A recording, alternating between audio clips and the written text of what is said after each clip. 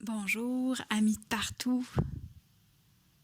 Heureuse de te retrouver là où tu sois aujourd'hui, maintenant.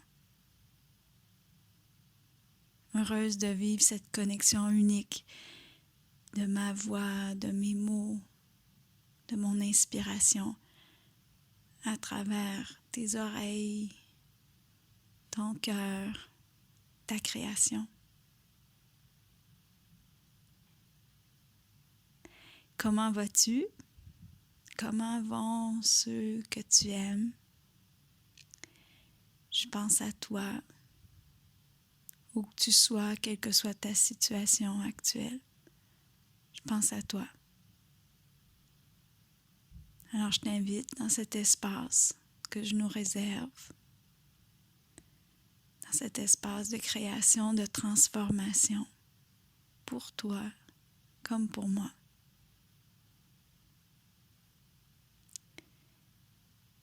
Tout d'abord, merci à toutes les personnes qui m'écrivent pour me témoigner de l'impact que mes balados ont sur leur quotidien. Je lis vos courriels, je vois que certains d'entre vous vivez de la crainte, vivez des peurs. Ça m'encourage vraiment à faire les balados, trouver du temps pour faire les balados, parce que je souhaite vraiment, par ces balados, offrir un espace d'apaisement, de calme, de confiance. Alors continuez à m'écrire. Je pense à vous.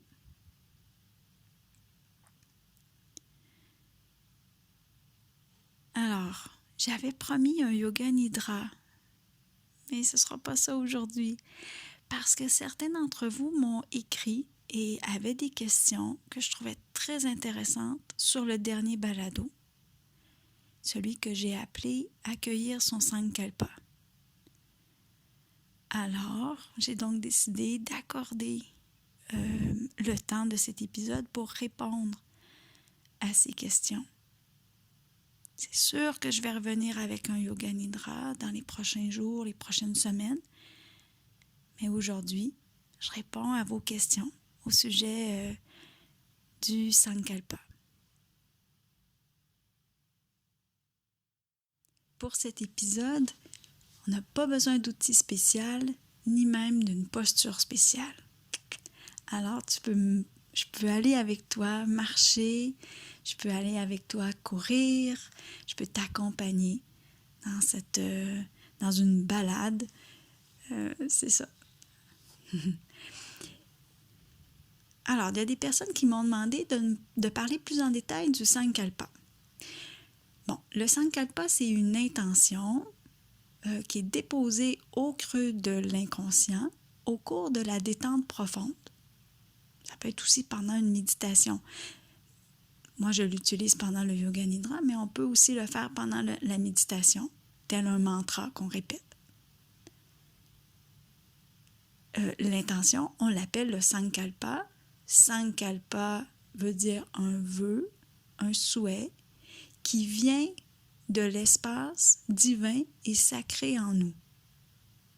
Alors, on a seulement à être à l'écoute, présent, puis entendre ce qui monte, et ce qui va monter, ça va être le Sankalpa, les élans de notre cœur. Alors, c'est exactement ce qu'on a fait lors de la dernière rencontre. On s'est vraiment placé dans une position d'écoute pour recevoir notre intention, notre Sankalpa. Cette position d'écoute, c'est comme une méditation. Ça nous mène dans des sphères de notre inconscient. C'est l'endroit qu'on visite chaque nuit pendant qu'on rêve.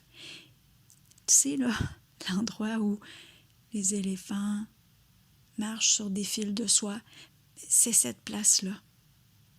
Alors, c'est possible que les mots, les images qui sont montées en toi, quand on a parlé, on s'est demandé qu'est-ce qui est important pour moi, qu'est-ce que j'ai envie de voir se matérialiser dans mon dans mon quotidien.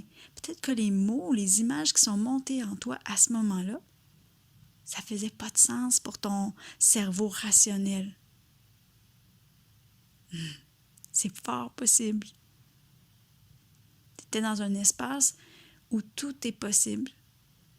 Alors, le cerveau rationnel, lui, il ne fonctionne pas comme ça. Lui, il fonctionne d'une autre façon. Est-ce que je connais ça? Est-ce que mes parents ont déjà fait ça? Est-ce que des gens autour de moi ont déjà fait ça? Ça, c'est le cerveau rationnel. L'inconscient, lui, on a un vélo rose, on mange de la barbe à papa, puis on a les cheveux blonds dans le ventre. C'est là l'inconscient. L'inconscient, c'est l'espace de tous les possibles, c'est l'inconscient. Alors, quand on s'installe dans une position d'écoute, c'est possible que ce qui monte, ça ne fasse pas de sens. Moi, je vais te mettre au défi d'écrire ces mots-là, de faire le dessin de ces images-là qui sont montées en toi. Vraiment de te laisser porter par ces images-là, ces mots-là, puis de vraiment comprendre que ton intention est là, dans cet espace-là, qui est complètement flyé peut-être, qui sort vraiment de ton espace habituel. Ouais. Alors voilà, c'est là que se trouve l'intention, dans notre cœur.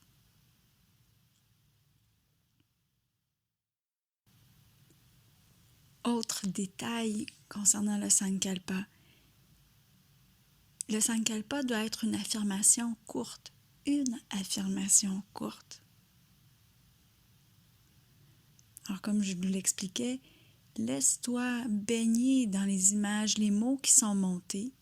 Trouve-toi parmi ça. C'est pas obligé que ça soit maintenant, ça peut être dans quelques jours.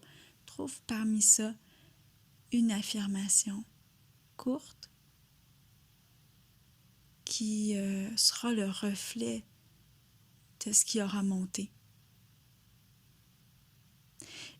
J'avais envie de vous partager une partie de mon intention parce que vous allez voir ce que je veux dire.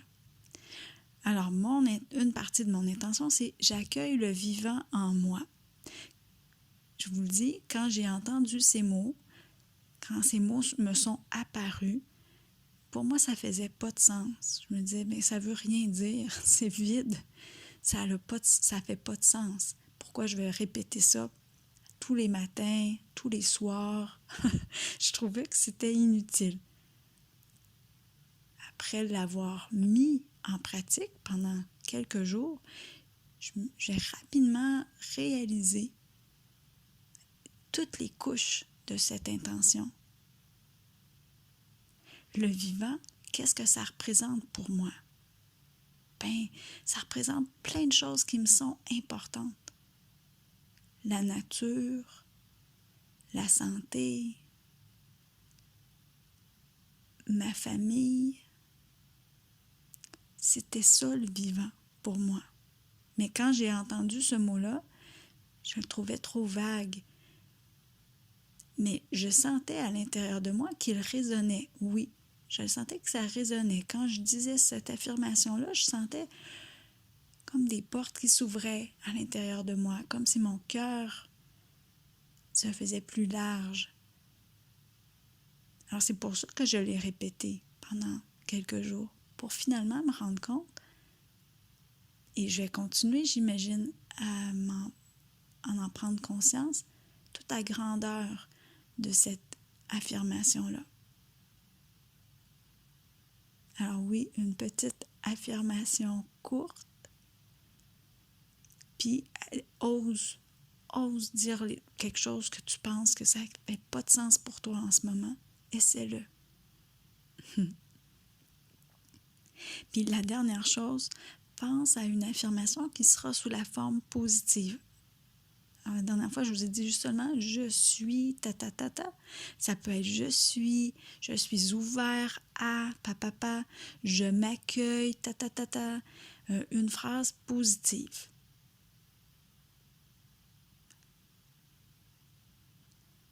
Alors, dans une position d'écoute, je laisse venir ce qui se présentera à moi. Et avec ça, je fais une phrase, une affirmation courte, positive, qui fait vibrer mon cœur. Ça, c'est important aussi. C'est une partie peut-être que je n'avais pas beaucoup abordée la dernière fois. Ensuite, que le cœur vibre.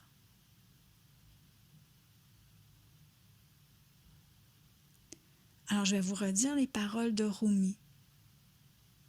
Rumi écrivait « Ce que tu cherches est en toi ». Alors, on propose de réciter le Sankalpa le matin, au réveil, le soir, avant l'endormissement, quelques fois dans la journée. Cette répétition-là, c'est pas une façon qu'on utilise pour voir notre intention se manifester, parce que, telle une semence, on porte déjà en nous notre intention.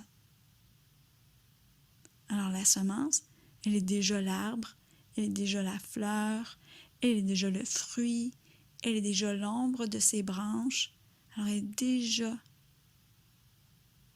tout ça. Ce que tu cherches est en toi.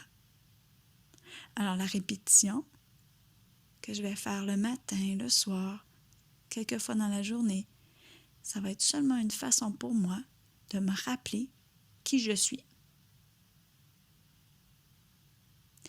Ça va être aussi une façon pour moi de faire vibrer mon cœur, d'apporter des sourires à chaque partie de mon âme.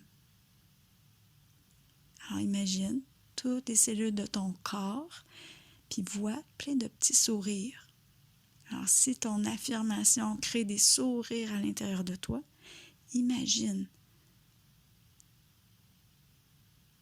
tout l'enthousiasme que ton corps, ton cœur porte à ce moment-là. Alors tu es déjà ce que tu portes. Il s'agit juste de l'accueillir, de lui faire de la place.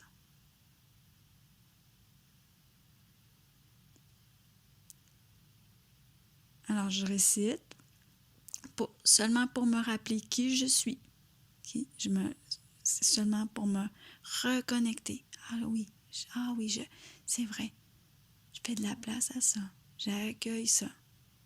Je laisse vibrer ces mots-là dans tout mon corps. J'apporte des sourires dans chacune des cellules de mon corps à chaque fois que je récite le Sankalpa. C'est beau, n'est-ce pas?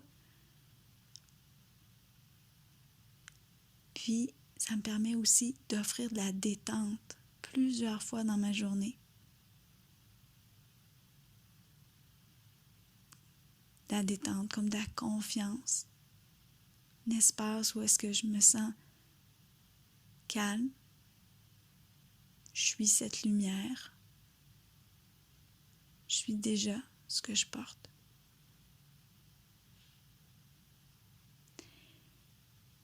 Puis dans cet état du cœur, c'est là que je vais être instruit des petits pas que j'ai à faire pour parvenir à la réalisation de mon Sankalpa. Je sais, c'est contradictoire. Je viens juste de dire qu'on est déjà ce que l'on porte. La petite graine, elle a besoin de la lumière, de la terre, de l'eau pour grandir. Puis si elle reste dans la terre comme ça, sans pousser, la petite branche, le bourgeon, ouvrir le bourgeon, ben, elle ne produira pas de fleurs, de fruits, d'ombre. Alors oui, on est déjà tout ce que l'on porte et on a à faire des petits pas pour aller à la réalisation, à la rencontre de qui on est.